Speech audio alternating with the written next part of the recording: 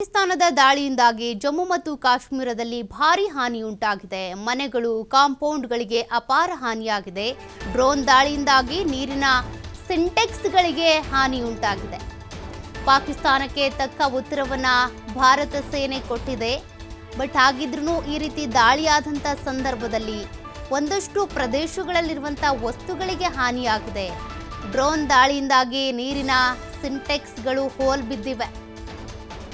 ಪಾಕಿಸ್ತಾನಕ್ಕೆ ತಕ್ಕ ಉತ್ತರವನ್ನ ಭಾರತ ಕೊಡ್ತಾ ಇದೆ. ಬಟ್ ಹಾಗಿದ್ರೂ ಕೆಲ ಪ್ರದೇಶಗಳಲ್ಲಿ ಪಾಕ್ ನಡೆಸಿದಂಥ ದಾಳಿಯಲ್ಲಿ ಒಂದಷ್ಟು ಪ್ರದೇಶಗಳಲ್ಲಿ ಮನೆಗಳು ಹಾನಿಗೀಡಾಗಿವೆ, ಕಾಂಪೌಂಡ್ಗಳು ಧ್ವಂಸ ಆಗಿವೆ, ಮತ್ತೆ ಸಿಂಟೆಕ್ಸ್ಗಳು ಕೂಡ ಹಾನಿಯಾಗಿದೆ.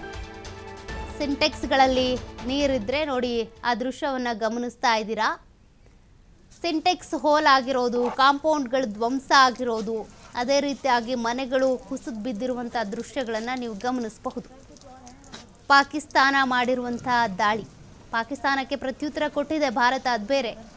ಬಟ್ ಅಟ್ಯಾಕ್ ಆದಂಥ ಸಂದರ್ಭದಲ್ಲಿ ಅಲ್ಲಿರುವಂಥ ಗ್ರಾಮಗಳಲ್ಲಿ ಸ್ಥಳೀಯ ಜನರ ಮನೆಗಳಿರ್ಬೋದು, ಕಟ್ಟಡಗಳು, ಅವರ ದಿನ ಬಳಕೆಯ ವಸ್ತುಗಳು ಎಲ್ಲವೂ ಕೂಡ ನಾಶ ಆಗಿಬಿಟ್ಟಿವೆ.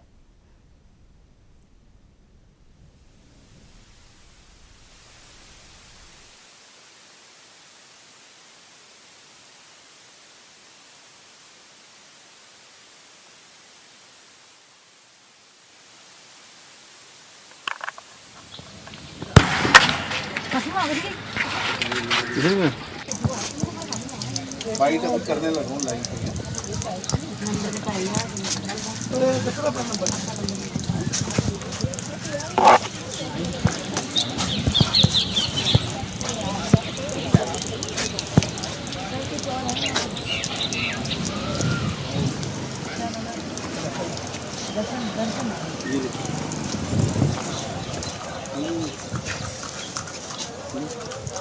पाकिस्तान जो है वो आए दिन छोटी मोटी बातें जो है वो छेड़छाड़ करता ही रहता है, लेकिन इस नालायक देश को, जो भूखा नंगा देश है ये हमारा पाकिस्तान जो है, तो इसको जो है वो मुंह तोड़ जवाब देना चाहिए।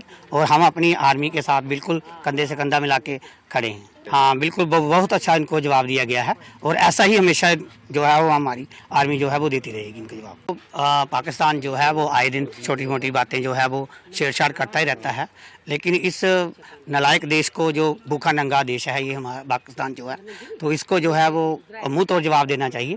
और हम अपनी आर्मी के साथ बिल्कुल कंधे से कंधा मिला के खड़े हैं। हाँ बिल्कुल, बहुत अच्छा इनको जवाब दिया गया है और ऐसा